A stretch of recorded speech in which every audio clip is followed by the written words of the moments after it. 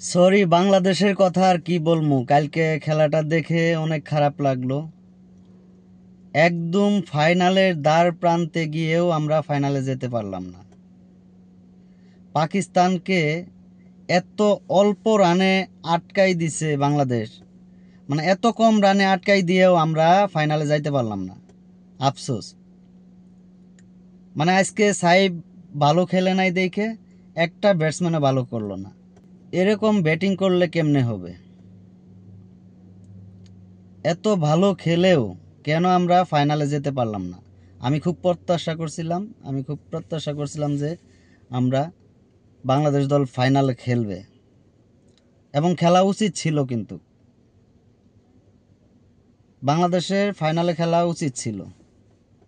তো যাই হোক, পারে নাই। তো এটা সবারই মন খারাপ লাগবেই, আমারও মন খারাপ লাগছে। আপনারা খেয়াল করবেন, বাংলাদেশ এই দলটাই কিন্তু মোটামুটি বিশ্বকাপ এনে দিছে আমাদেরকে, অনূর্ধ্ব 19 দলে যারা ছিলেন। ঠিক আছে, বেশিরভাগ প্লেয়ারই কিন্তু এখানে আছে। তো এদেরকে একটু সময় দিতে হবে টিমটাকে গুছাতে। আমার বিশ্বাস এই টিম অনেক ভালো করবে সামনে। ঠিক আছে। তো এশিয়ার আহ, এশিয়ার সেরা দুই দল এখনো ভারত পাকিস্তান, এতেই বোঝা গেল। তো পাকিস্তান ফাইনালে উঠছে। ভারত পাকিস্তানের ফাইনাল 28 তারিখে। দেখা যাক ভারত জিতে না পাকিস্তান জিতে। ভারত অনেক এগিয়ে থাকবে। তো পাকিস্তানের জন্য অনেক শুভকামনা রইল।